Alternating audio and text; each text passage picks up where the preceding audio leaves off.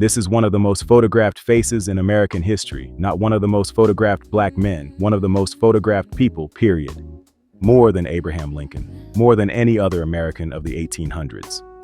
And it was a deliberate act of war. This man was born enslaved, forbidden by law to even learn the alphabet.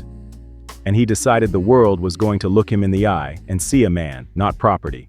This is how Frederick Douglass made himself free twice, once in body and once on paper.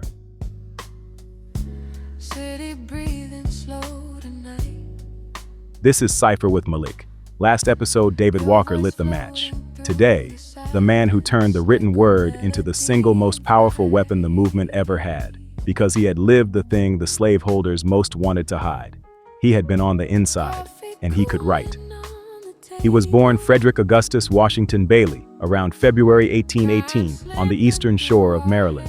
He never knew his exact birthday. Enslaved children rarely did. He barely knew his mother. She was hired out miles away and died when he was young. That was by design. Slavery worked by erasing where you came from. As a boy, he was sent to Baltimore, to the household of Hugh and Sophia Auld. And here's the moment that changed everything. Sophia Auld at first started teaching young Frederick the alphabet, like you'd teach any child. Her husband caught her and shut it down cold. He told her that teaching a slave to read would forever unfit him to be a slave, that it would make him discontented and unmanageable.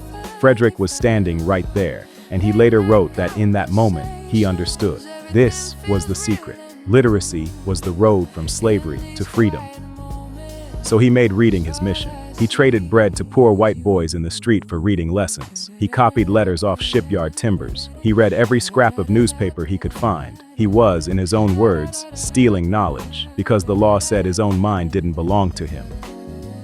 As a teenager, Frederick was sent to a man named Edward Covey, a slave breaker. Poor farmers would send their most defiant enslaved people to Covey, and he'd work and beat the spirit out of them. For months it worked. Douglass said Covey succeeded in breaking him, in body, soul, and spirit.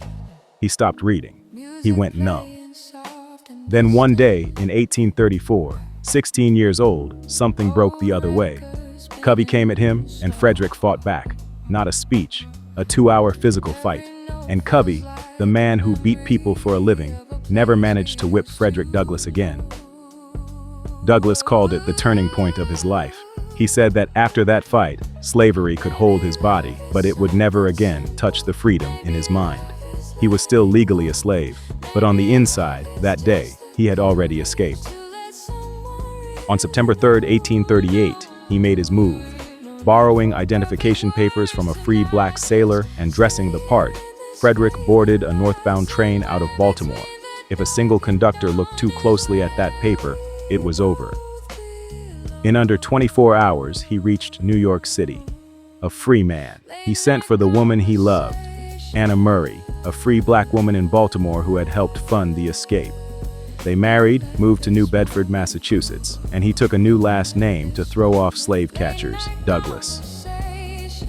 In the North, Douglass started speaking at anti-slavery meetings, and he was so brilliant, so eloquent, that audiences didn't believe him. They said no man who spoke like that could ever have been a slave. So in 1845, he did the most dangerous thing an escaped person could do. He published his autobiography, the narrative of the life of Frederick Douglass, and he put the real names in it. His owners, the places, the dates. Think about the risk. He was still legally a fugitive. That book was a roadmap for slave catchers to find him, but he refused to be a rumor. He wanted it documented in his own words, so no one could ever again say it didn't happen. The book was a bestseller. It was so dangerous to his freedom that he fled to Britain for nearly 2 years. And there, supporters raised the money to legally purchase his freedom so he could come home and fight in the open. He came back, started his own newspaper, the North Star, and put his motto on the masthead. From there, he became the conscience of the nation, advising President Lincoln, recruiting black soldiers for the Union, and using that endlessly photographed face to make America look directly at a free, dignified black man it had been told could not exist. Here's the cipher. The slaveholder, Hugh Auld, accidentally told the whole truth. Knowledge unfits a person to be a slave. That's why the South made it a crime to teach black people to read. That's why, generations later, the schools still got to decide which history reaches you and which doesn't. Frederick Douglass understood that literacy isn't a luxury, it's power. The ability to read your own story, write it down, and refuse to let anyone else tell it for you. He stole that power as a boy with stale bread and a borrowed newspaper. The least we can do is use it. Subscribe.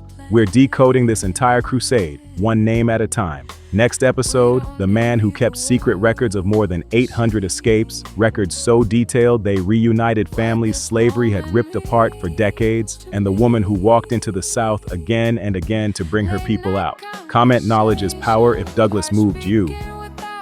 Know your history, Cipher with Malik. Until the next story, peace.